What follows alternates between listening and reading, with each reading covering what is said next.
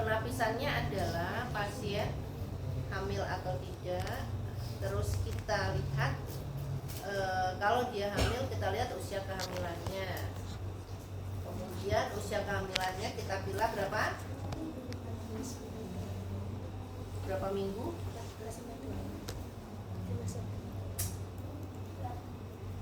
Ayo lihat di punya saya gimana penapisannya. Kapan kita pakai obstetrik, kapan kita pakai ginekologi, usia kehamilannya kan ada toh.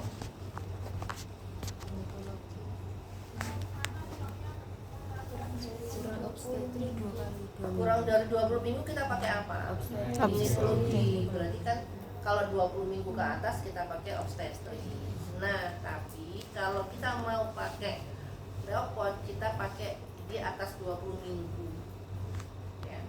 Di atas 20 minggu. Kenapa? Karena kita 20 minggu ke atas kita baru bisa hanya mungkin balotemen saja. Balotemen itu seperti ada benda di dalam air, di dalam balon yang berisi air, namanya balotemen. Nah, kita sekarang pakai yang pakai leopard yang aterem. Aterem itu 38 sampai 41 minggu. Kita sudah bisa mengukur semuanya. Jadi pertama untuk leopard kita leopard 1, 2, 3 kita menghadap kemana?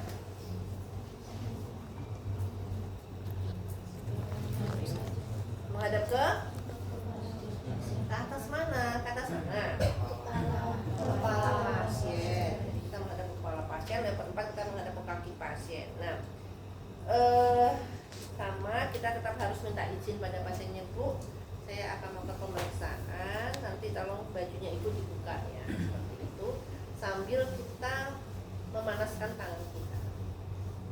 Kenapa? Karena kadang kupu yang kayak mau ujian bingung, dingin semua tangannya, begitu kita lempar ibunya kaget, kan kasihan.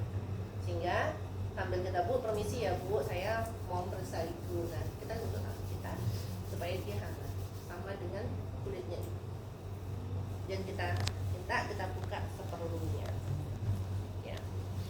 Oh ya, sebelum lupa bahwa untuk ANC ini kan bagian dari ANC berapa, apa yang kita lakukan? 10T apa? Ayo diurut apa tadi? Tinggi badan, terus standar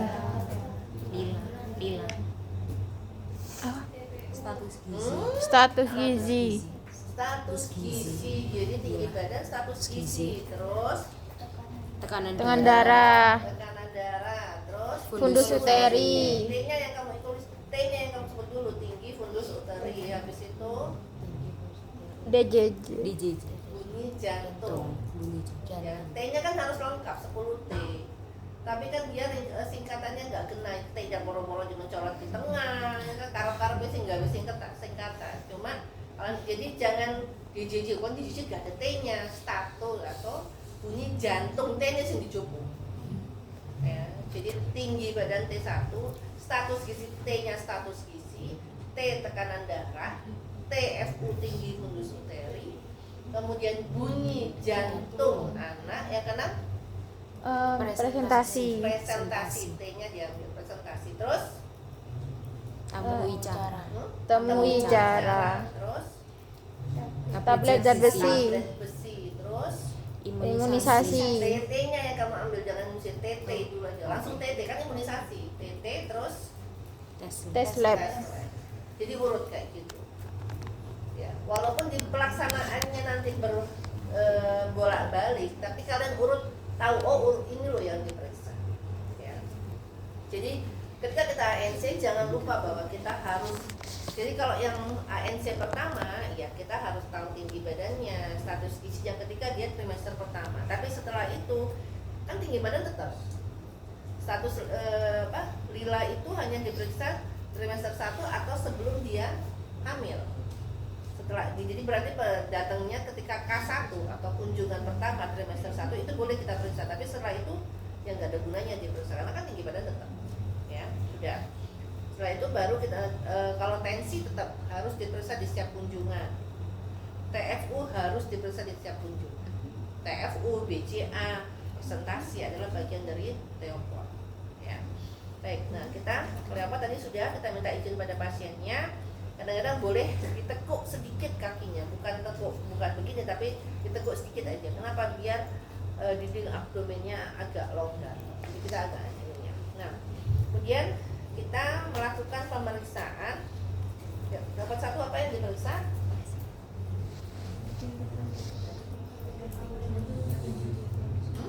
Apa yang ada di fundus? Apa yang ada di fundus? Di tangan kita rapatkan begini, kita raba fundusnya dari sedikit ke lateral, ke tengah, ke kiri. Jadi bukan ke pinggangnya, tapi sedikit aja. Ya, jadi kalau maunya ibaratnya diafragmanya kita susuri, ya. Tapi ya nggak pas diafragma, kadang-kadang nggak sampai situ juga bisa, ya. Seperti itu kita. Ya. Nah, setelah itu kita dan kalau di buku kalian kan bulat lenting, bulat lunak itu secara teoritis tapi kadang nggak pas juga. Tapi nggak apa-apa, kalian menghafal ini. Kalau tahu bulat paling nggak, kalau nggak kepala ya bokong. Berarti kalau dia sudah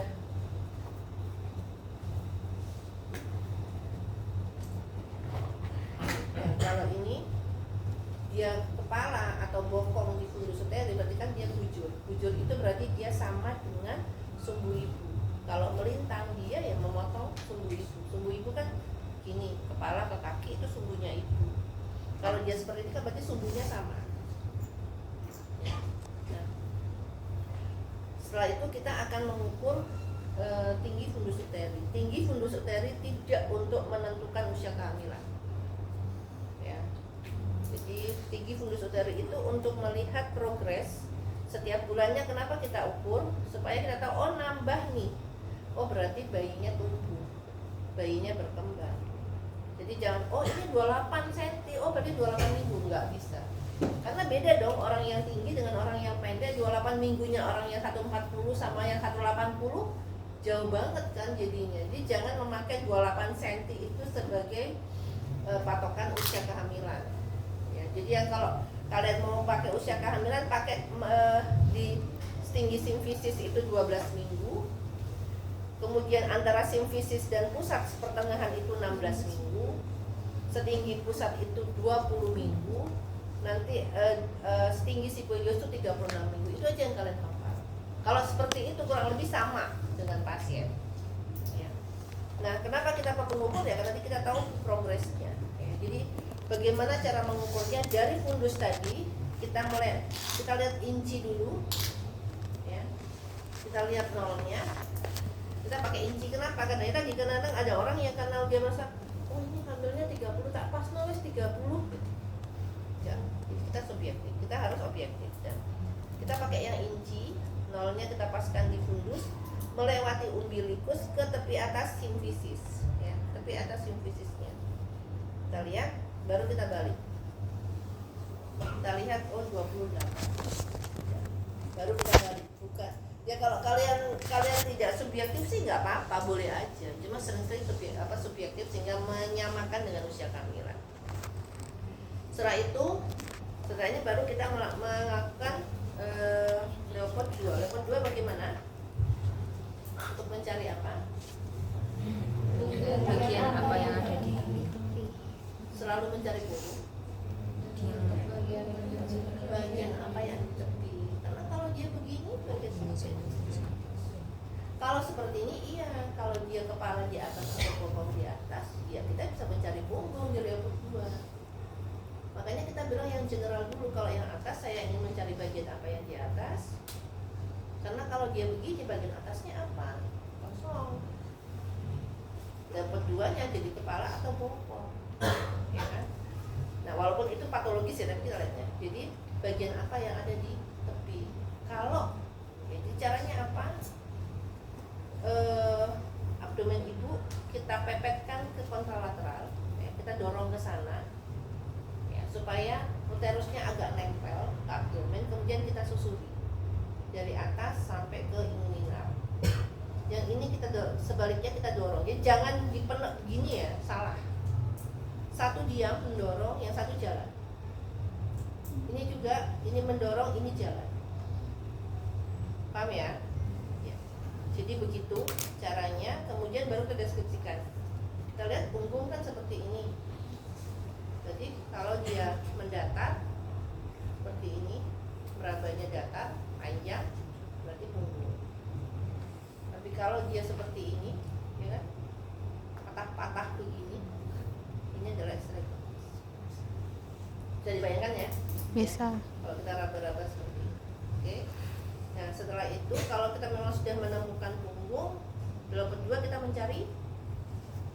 Kita menemukan punggung, kita mencari bunyi jantung anak. Nah bunyi jantung anak itu, jantungnya anak itu kan lebih, dia di sebelah kiri, berarti dia lebih dekat di skapula. Skapula itu kan lebih dekat ke kepala, ya kan? Itu yang kita sebut dengan punktum maksimum. Nah kalau dia kepalanya di atas, maka tentu arah punggungnya lebih ke atas. Kalau kepalanya di bawah, arah punggungnya lebih ke bawah. Logis kan kalau lihat ini? Maka patokannya adalah umbilikusnya ibu.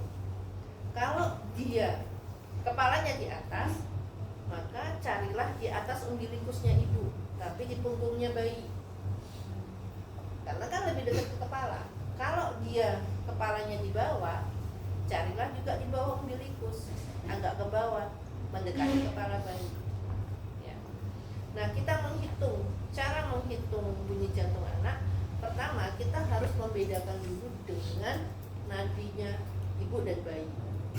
Jadi ibaratnya kalian pernah kan kalau ada di lampu merah stop, semua nyalain lampu sen, ya enggak?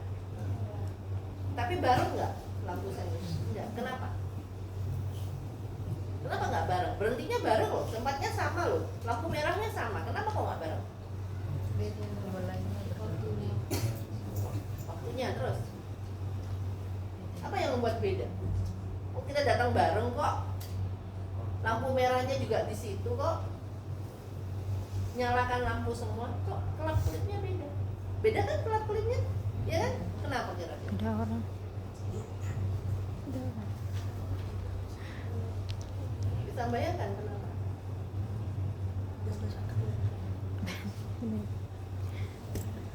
Ayo kenapa? Ada orang. Hah? Kenapa baca apa? Kenapa kira-kira? Loh, ayo. Beda orang. Beda orang terus. Beda orang nggak bisa mobil? Apa? Beda? Beda kecepatan, orang dia mandek kok. Kamu merah mandek. Beda merah. Bolanya beda, apalagi? Waktunya Beda. yang paling cocok. Beda merah. Merah. Beda mobil, beda mesin, ya kan? Sama. Di dalam tubuh ibu, jantungnya bayi kan sendiri, jantung ibu sendiri. Berarti ada dua mesin, pasti beda. Berarti gimana cara ngeceknya? Tolong cepat.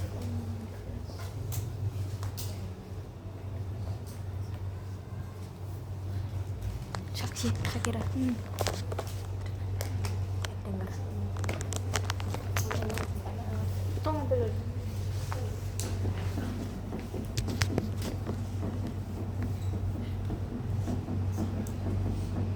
Nah, supaya kita bisa membedakan, maka kita memegang nadinya ibu. Boneka ini kan nggak ada tangannya, kita pegang yang mana? Supaya tahu nadinya ibu. Arteri femoral. Jadi kalian megang ini ya. Jadi ini misalnya kepalanya sana sih, harusnya dibalik. Tolong deh dibalik, tolong.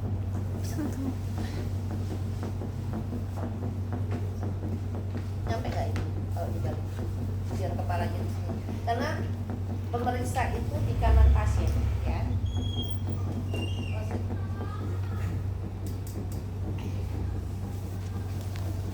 Ya, jadi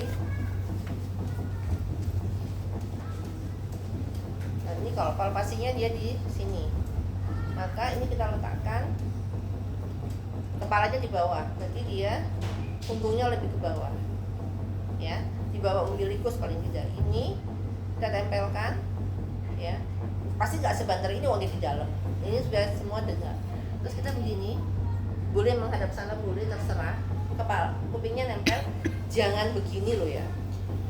Ujian gopo kadang begini loh. Ya. Sering saya kadang mau ketawa tapi takut. Nah yang lucu. Ya, ini nempel gini. Kemudian kalian raba nadi femoralis, sama kayak nadi radialis. Kalian ada ini. Nah, sekarang kalian pegang lagi radialis kalian masing-masing, tapi dengarkan ini. Pegang lagi radialis masing-masing. Ayo pegang. Sama nggak? Ya pasti nggak sama, tapi begitulah caranya membedakan. Jadi kalian yang raba kalian ingat, jadi kuping sama jarinya harus benar. Maksudnya di sini bisa meraba, merasakan ini, jadi harus jalan bareng. Oh yang di sini sama sini titiknya beda, beda kan titiknya? Beda. Oke, sudah itu maka yang kalian hitung adalah yang lebih cepat. Ya, jadi nadi bayi itu normal 120 sampai 160. Ya, memang begitu. Tetapi nadi ibu di bawah 100. Ya. Bisa nggak nadi ibu sama dengan nadi bayi? Bisa nggak? Nadinya ibu cepat bisa nggak? Bisa. Dalam kondisi apa? Stres. Oke, terus apa yang membuat nadi meningkat? Febris. Walaupun nadinya ibu meningkat, sama nggak detaknya? Beda. Nah, itulah pentingnya kenapa kita harus membedakan. Atau bisa nggak nadi bayi sama dengan nadi ibu? Bisa nggak? Nadi ibu sama dengan nadi bayi? Bisa. Tapi patokannya nadi bayi 120-160, nadi ibu di bawah 100. Berarti kalau nadinya bayinya itu sama dengan ibu,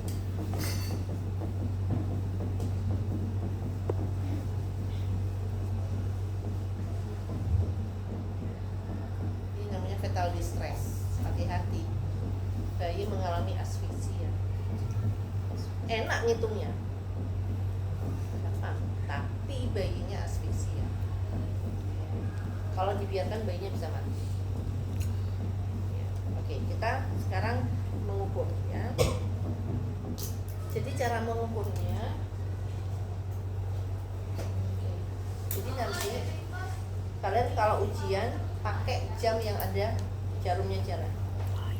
Ya. Nanti saya juga akan bilang ke Mbak Dila sih, akan menyiapkan jam yang ada detik, karena kalian akan melihat jam detik seperti ini. Ya. Nah, bagaimana cara menghitungnya? Kita menghitungnya 5 detik, bukan 1 menit, bukan 15 detik, tetapi 5 detik pertama, ketiga, dan kelima. Ya, kita hitung bareng ya.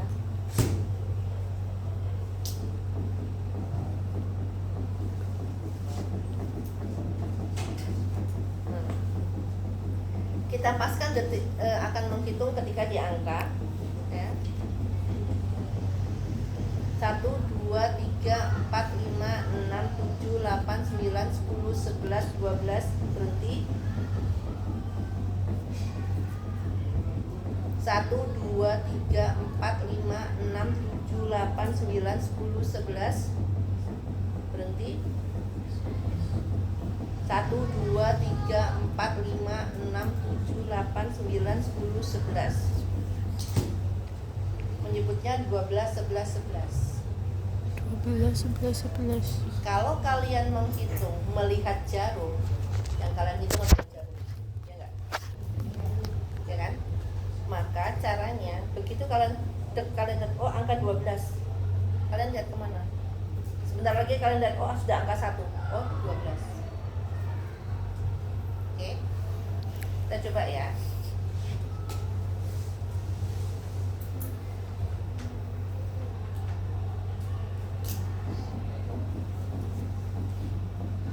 silakan mulai sendiri-sendiri boleh.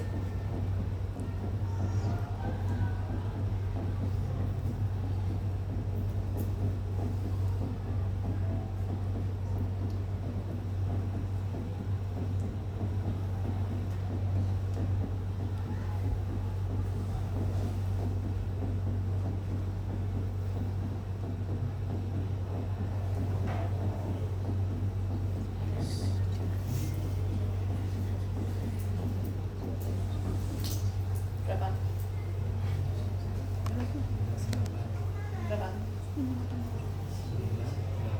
Berapa?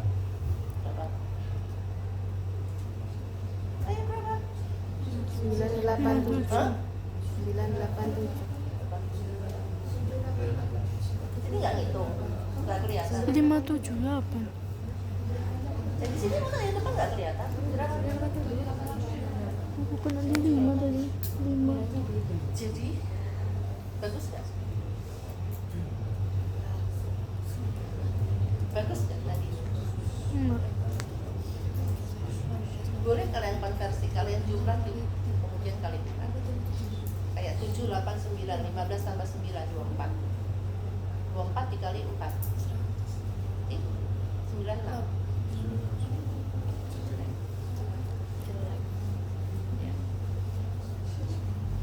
Jadi kamu kan bisa pakai HP-mu atau apa untuk mencari jam kan? Kan cari jam berlian di HP bisa kan? Pakai aplikasi juga bisa kalau ini nggak bisa kelihatan. Maka kita boleh misalnya kalian 987 isinya 788 nggak apa-apa, boleh selisih maksimal 2. Yang nggak boleh misalnya ada 10 ada 6. Kalau ada selisih jadi ada lebih dari 2 sudah nggak bagus berarti. Itu sebabnya kenapa kita mengiring yang 5 dari 1, 3, dan 5 karena kita tahu regularisnya. Kenapa? Kadang kita kalau kita hanya patokan 120 normal, kita ngitung 9, 12, 10 berapa? 21 tambah 10 31 kali 4 120. Oh normal. Enggak normal. Karena ada yang jauh 9 sama 12 jaraknya lebih dari 2. Jadi kalau nanti kalian akan di lapangan akan ketemu dok nanti 120 gitu. Wah kita sama Denny mana 120 benar enggak 120? Karena ada satu periode di mana dia asfiksia dan nggak ketahuan kalau kita menyebutkan utuh angkanya.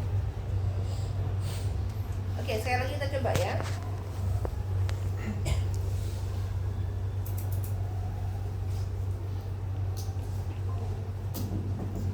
Oke, silakan dilihat.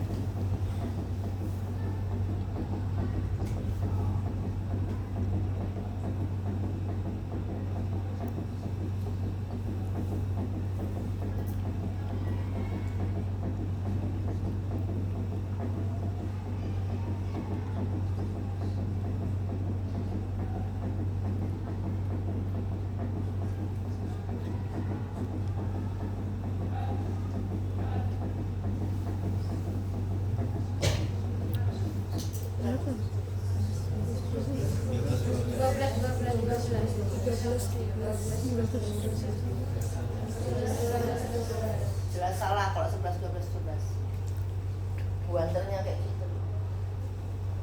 Ini aja kalau ini hampir 140. 12, 12, 13. 12, 13, 13. Kalau 12, 12, 12 saja 144. Ya kan? 12 kali 3 kan 36, 36 kali 4 144. Ya kan? Jadi tadi prinsipnya pertama bedakan dengan nadi janin antara ibu dan janin dengan memegang femoralis, atau kalau bilang kita bedakan dengan radialis ya kamu peragakan bahwa kamu memegang nadi radialis ya. Terus kemudian baru tadi tetap ya harus ke sana, kemudian kita hitung tadi terserah ininya ya. Jadi jangan lupa kadang saya suruh hitung saya berapa kali ujiannya, tapi saya pikir bayi itu AUFB meninggal. Itu 12 nggak hitung. Jadi ya itu kan kalau untuk fisiologis enggak, tapi kadang-kadang koas saya kasih ujian begitu bener nggak sih dia tahu nadinya gitu. Aduh dong 12 berapa bayinya mati. Ya sering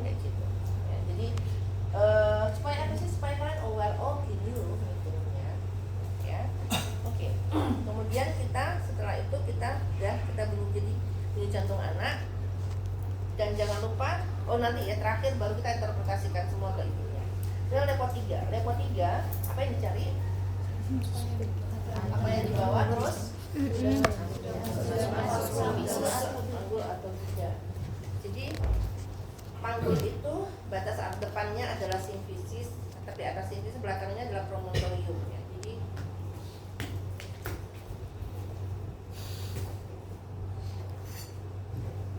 nah ini kalau kalian lihat ini atas bagian depan, ini urinnya innominata dan ini promontorium, ini adalah pintu atas panggul. Nah, kita akan lihat apakah si bayi sudah masuk bagian apa yang di bawah. Jadi untuk konfirmasi tadi kan lepot 1, kemudian kita konfirmasi lagi lepot 3. Nah lepot 3 kita dapatkan seperti ini, kita kocakkan. Jadi jangan di atasnya simfisis, tapi di depannya ya, di depannya kita gerakkan. Jangan di atasnya sini, nggak bakal nggak ketemu pasti. Nah jadi ini kalau dia kocak, dia kocak berarti kan belum masuk, karena kan dia bayi kan di atas ketuban. Jadi kalau kita goyang dia masih kocak berarti dia belum masuk. Tapi ketika dia sudah masuk di ini, maka kita ini kan dia akan terfiksasi, dia nggak akan gerak. Kalau dia terbatas lah gerakan. Tapi kalau dia menang gitu, bisa kita melenting gini, berarti dia floating istilahnya. Kepala belum masuk. Jadi bagian terendah kepala misalnya, kemudian masuk atau tidak. Kemudian kita ke leopard 4. Kita menghadap ke kaki ibu. Kemudian kita ingin mencari apa leopard 4?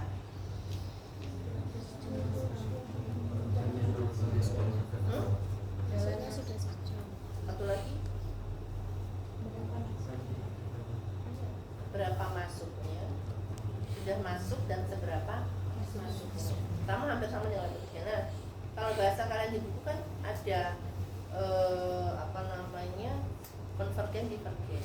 Maka tangan pun harus ada di bawah simfisis, bukan di atas simfisis. Sekali lagi, saya tidak membutuhkan hafalan kalian ketika ujian. Saya butuh tangan kalian bekerja ketika ujian.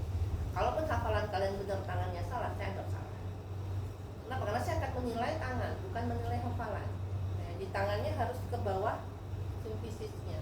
Ya, jadi kalau ini simfisis, maka tangan kita begini, bukan begini. Paham ya? Ya. Tangan kita masuk. Sudah.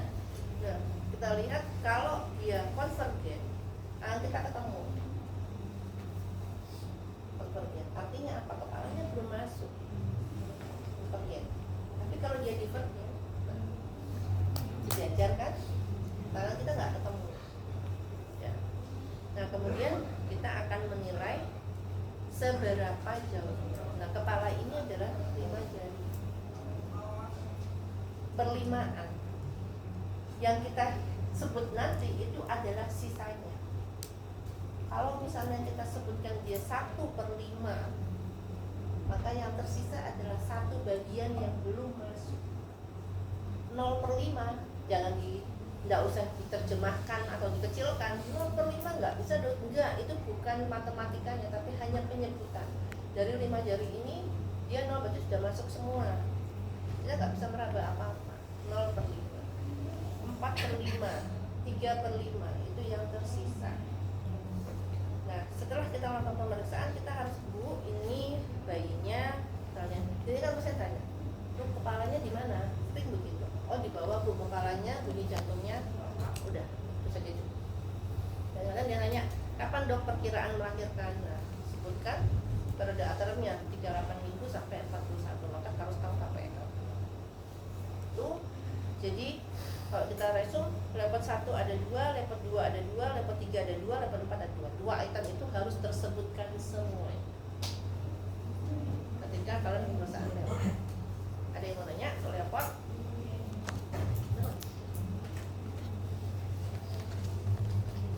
Untuk saya sampaikan di kelas bahwa UPL itu sebenarnya udah nggak dipakai di klinis, tapi karena di SKDI itu kompetensinya 4, maka kalian harus bisa menunjukkan. UPL itu kita pakai ukuran panduan itu kita pakai jangka Martin. Ini jangka Martin. sebelum dipakai kalian harus pastikan ini kalian rapatkan dulu ini benar nggak sih bagian dalam itu nol, bagian dalamnya Bisa. itu harus nol. Hah? Bisa. Ini juga nah, kadang-kadang kan dia begini kalian dapatnya ya, maka paskan seperti ini. Maka lihat kalau di sini ada angka, ada petunjuknya dia ke angka nol apa ya, maka ini harus ketemu dulu ya. Nah dia harus di angka nol. Nah kemudian UPL itu apa saja yang kita nilai?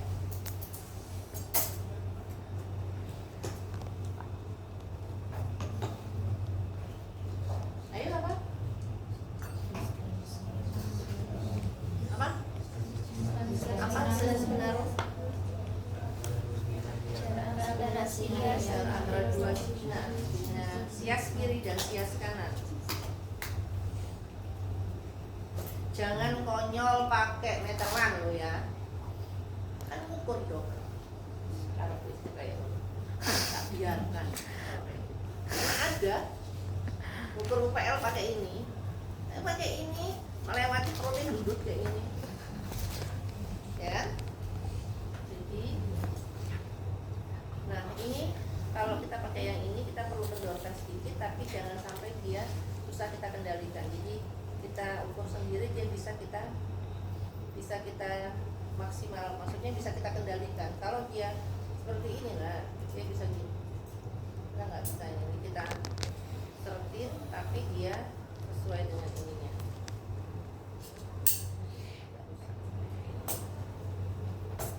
Kita lihat sias. Karena boneka kadang-kadang susah, kalian membayangkan sias kalian di mana, kurang lebih di situ kalian lakukan pasnya ya. Nah, ini 0, kalian bentangkan taruhlah ini ya siasnya misalnya dari sini ke sini. Kemudian kita lihat. Makanya kalau ini nggak fix itu susah. Kita lihat berapa ini. Oh 30. Sebenarnya lebih enak pakai ini agak susah, enaknya pakai ini. Jadi ini kita bentangkan.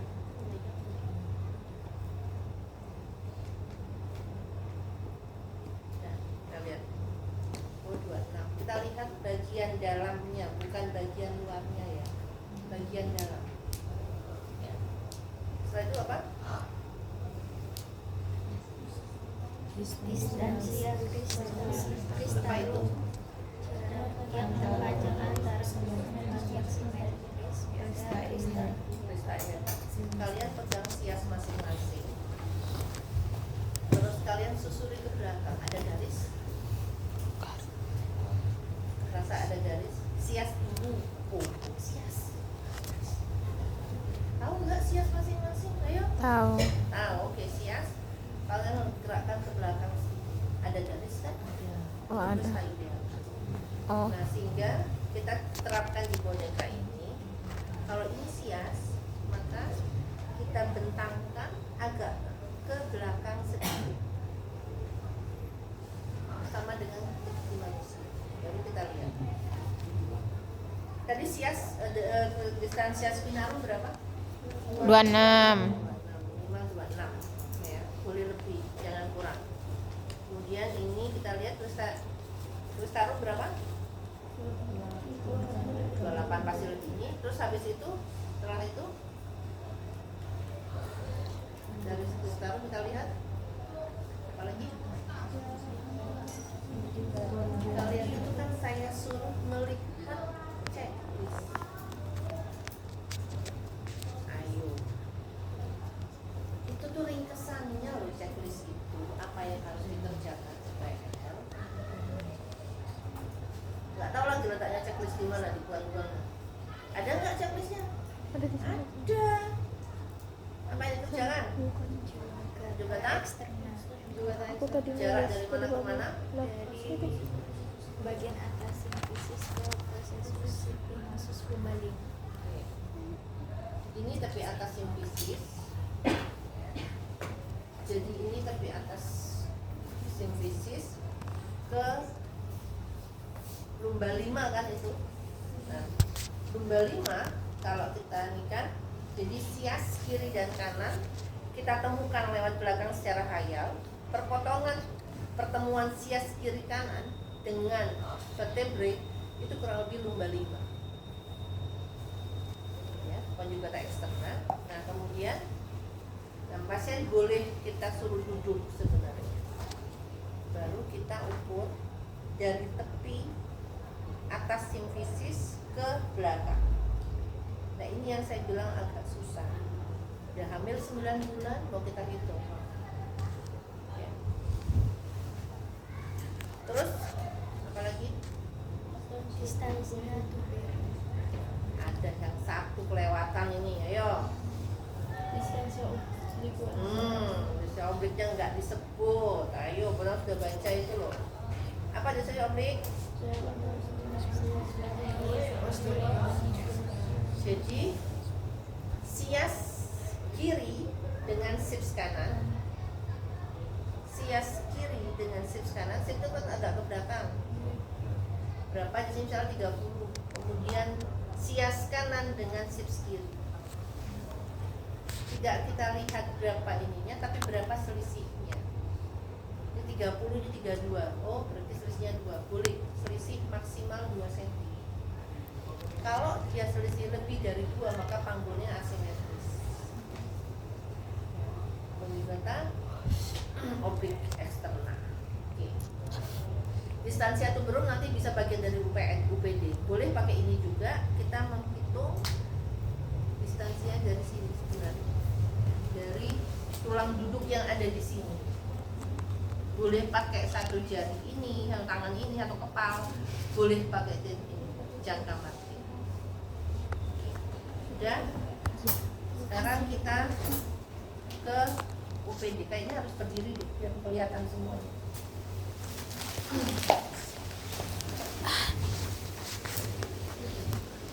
Nah, untuk UPD kalian mendekat aja nggak apa-apa.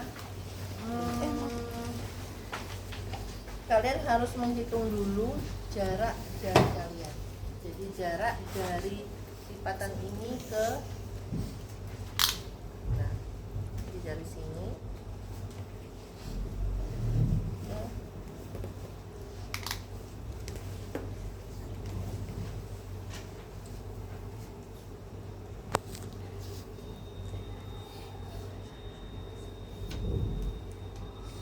ya, saya 13. Jarak dari lipatan ini ke dari tengah, kemudian rentang kalian yang paling lebar ini berapa? Nah, jadi luar keluar.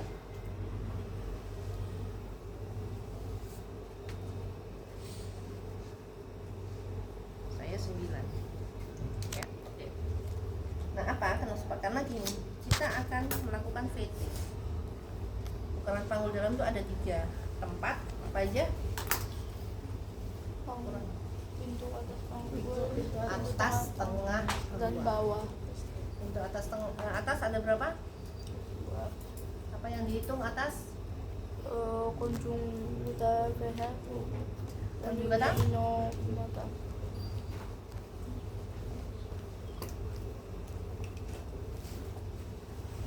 Taruh bawah aja, taruh bawah. Atas.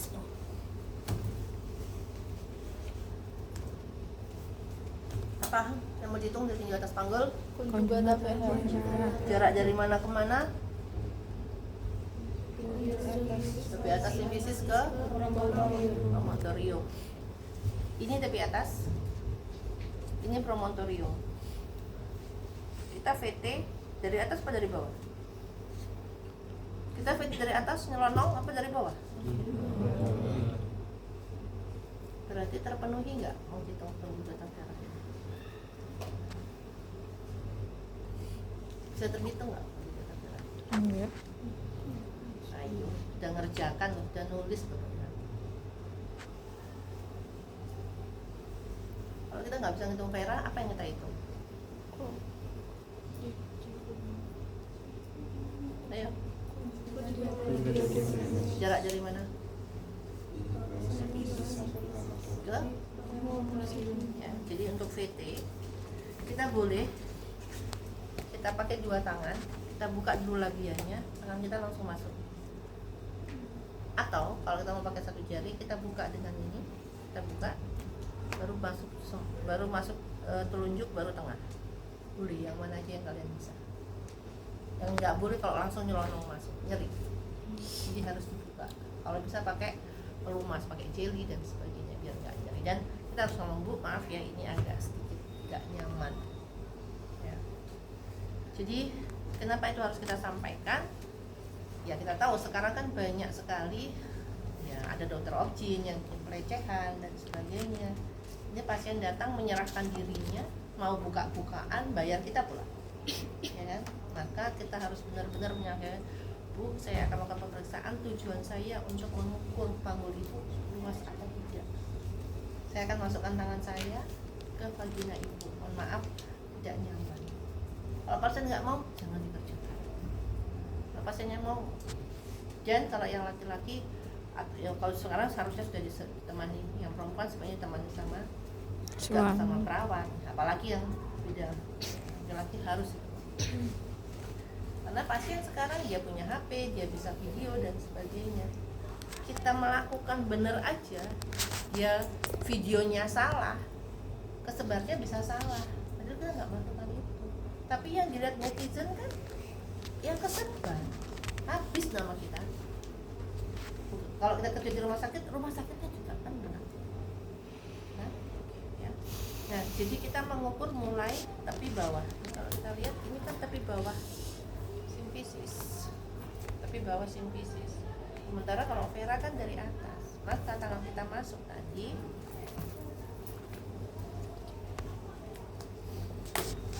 kita masuk ya, masuk seperti ini. Maka tangan kita harus kita arahkan ke promontorium. Ini promontorium. Disebut bahwa pintu atas panggul itu, ya. Mulai dari tepi atas simfisis ke linea innominata ke promontorium. Jadi batasnya depan itu simfisis, belakang itu promontorium, lateral itu linea innominata. Nah, kita ukur tangan kita mengarah ke promontorium. Maka tangan kita begini, kita masuk ya, kita udah dibuka ya. Kita arahkan ke sana. Itu. Nah, di lapangan sering terjadi, dok, promontoriumnya teraba, dok, promontorium tidak teraba, padahal panjang jari kita masing-masing beda. Sing jari 15 yang nyampe kaki. Tapi lu kok teraba ya, promontoriumnya sempit dong panggulnya. Enggak pepet kan jadinya. Ada yang satu lagi dia panjangnya cuma 10. Enggak teraba ya, mesti ada enggak teraba. Cuma 10 jarinya.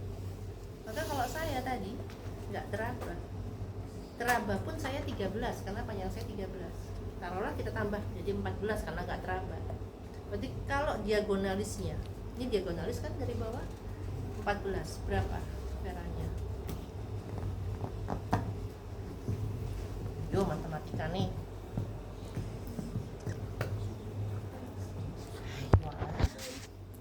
Berapa? Diagonalis itu berapa dikurang berapa supaya Vera? Alah, nggak dibocor. 5 normal atau tidak? Normal. Kan juga ada Vera normal. Kemudian kita akan melihat ke lengkungan. Ini kan kayak bola ya. Ibaratnya seperti lingkaran ya. Ya. Kalau kita masukkan kan mirip lingkaran. Kita akan melihat bagaimana linea innominata. Jadi panggul ibu ini kita bagi 2. Kemudian kita bagi lagi 3 masing-masing sisi. Nah, caranya setelah itu kita masukkan jari kita.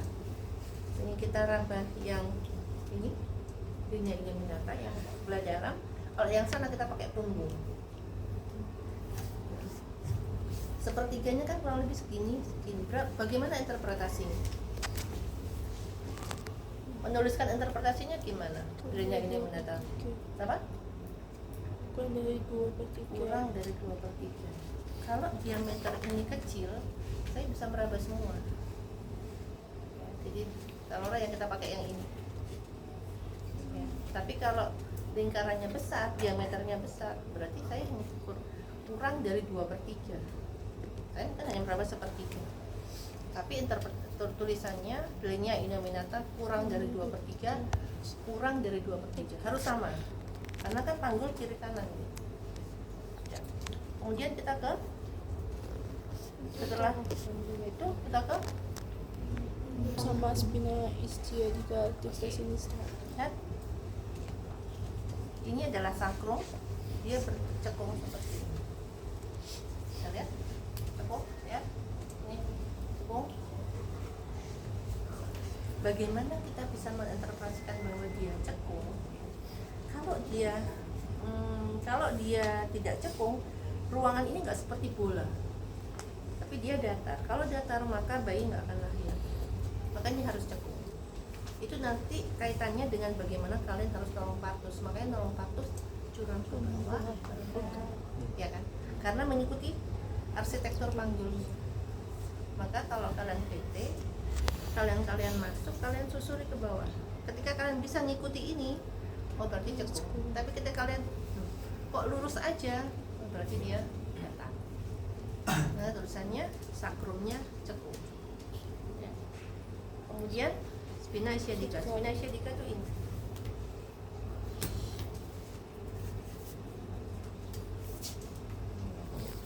Ini.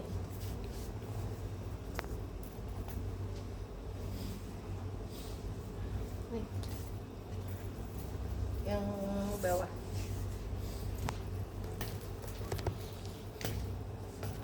Ada tonjolan di sini. Tonjolan ini.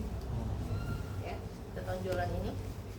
Ini tonjolan kiri kanan. Interpretasinya dituliskan bagaimana? Simeter 1/3. Simeter 1/3. Ya. Jadi simeter tidak. Jadi kadang tulisannya menonjol atau tidak. Tadi bentang jari saya 9.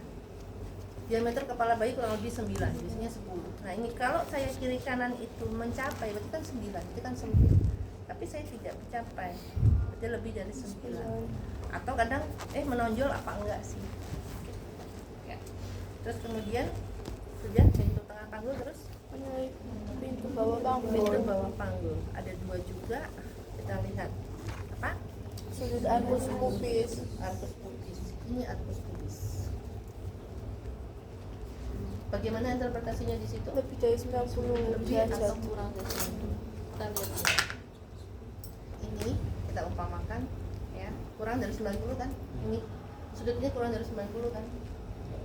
Kalau begini berarti lebih dari 90. Nah, kita kan nggak bawa busur nih kalau PT, maka kita pakai ini. Kalau tangan kita sampai dasar ini, berarti dia lebih dari 90. Kita nggak perlu menyebutkan derajatnya 75%, 100%, 100 derajat, enggak. Kita hanya butuh 2, kurang atau lebih dari 90. Kalau dia 90 seperti ini, dia akan kehalang 2-nya. Bayangin ya, nggak nyampe dasar. Tapi kalau kita ini kan sampai nggak?